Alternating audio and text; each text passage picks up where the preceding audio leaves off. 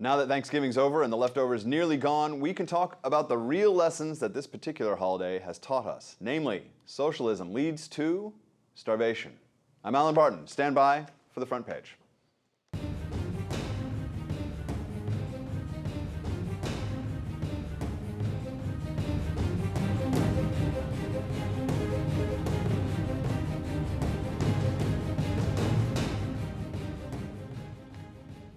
Joining me today to talk Turkey are Terry Jones of Investors Business Daily and Doug Altner of the Ayn Rand Center for Individual Rights. Before we get to the discussion, I explain we got the Charlie Rose look here, the black background, because we're upgrading hardware, software, and the personality and level of education of our director, who is going to a re-education camp.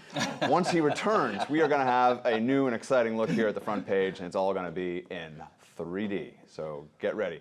All right, so here's a little known fact about the settlers that most Americans never learned in school when they're thinking about the settlers and the Indians in Turkey and all this bonhomie between the groups, which is that the first colonists here were actually socialists who pooled their money to form a collective known as merchant adventurers, and they would hold all their money and the food and do it all together and distribute it per sort of these socialist communistic tendencies, and a bit of a problem arose. Terry, take it from there. Yeah, they had a charter that basically pledged them to have communal land and labor, and it didn't work. Guess what? It didn't work. They, just as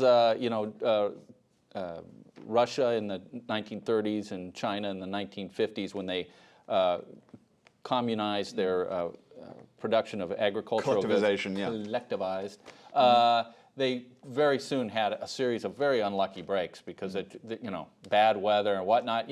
All of a sudden, not enough food. Tens of millions of people were dying. Yeah. It's amazing. And this is exactly what happened with the Plymouth colony. But that was I think those were the early stages of global warming. That really, it wasn't socialism. No, it's probably early global warming. CO2. Yeah, exactly. Doug, the colonists, unlike today's collectivists, the colonists adjusted. And they figured out that maybe this system wasn't actually working. They divided up the land into private plots and said, you make your own stuff and keep what you earn. And boy, wow, no more hunger, no more starvation. So what do you think in terms of the ability to learn that lesson? I mean, here on this show, and we're going to be like, ha, ha, ha, duh, obviously. But it seems as though the ability to learn the lesson and alter the plan, that to me is what, especially you'll never get someone who believes in big government now to admit that maybe it doesn't work. Yeah, well, there's a lot of things here. So first, let's think about why exactly is it that communism always leads to poverty. Well, if you're a farmer, say, in an early colony, under communism, all the products of your efforts, all the food that you grow, do not belong to you. They belong to the community.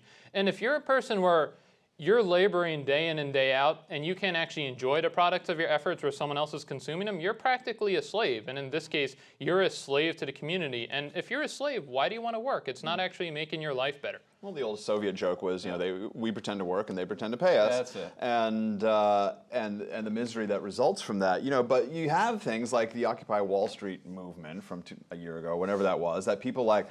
I mean, it's 2011 and 12, and people are rhapsodizing about Occupy Wall Street and 99.1%, and there's all this stuff, but they won't. What do you think is underneath it that they won't see it, that it doesn't work? I mean, you know that Obamacare is going to be a big fat failure, and you know who it's going to be blamed on. Those evil insurance companies didn't cooperate well enough. Yeah, as I think Jerry Bowyer pointed out in his Forbes piece. We've had a very significant part of our history erased from the history books, essentially, by the progressive movement.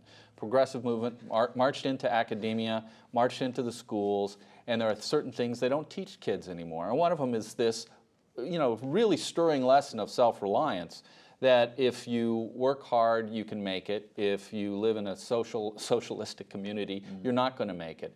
And that's exactly what happened in the case of Plymouth. I mean, the first Thanksgiving, people think, well, it was giving thanks to God. Well, they were a godly people, and they did give thanks to God. But it was, in fact, thanks for the capitalist system they had adopted that gave them a bounty and a surplus that they could enjoy as the first Thanksgiving. So they were really also giving thanks for switching from socialism to capitalism as their system. But Doug, people will make the argument that like without a sense, because there's this idea of the selfishness, the Ayn Rand would speak about the virtue of selfishness, but you will never hear that. They'll talk about the evil of selfishness and that this self-interest will destroy the community.